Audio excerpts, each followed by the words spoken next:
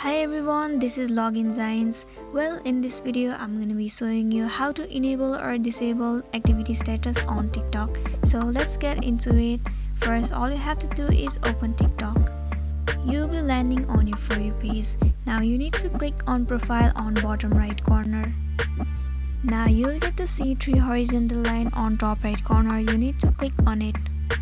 Then click on settings and privacy. Then again you have to click on privacy. Here you'll get to see the option of activity status below the private account option.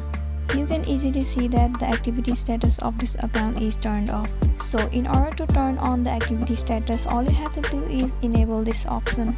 Well, your activity status has been turned on successfully. So with this option, you can easily enable or disable your activity status on TikTok. So this much for today. I hope this video was informative for you. Thank you for watching it till the end. We'll see you on my next video. Till then, stay safe and take care.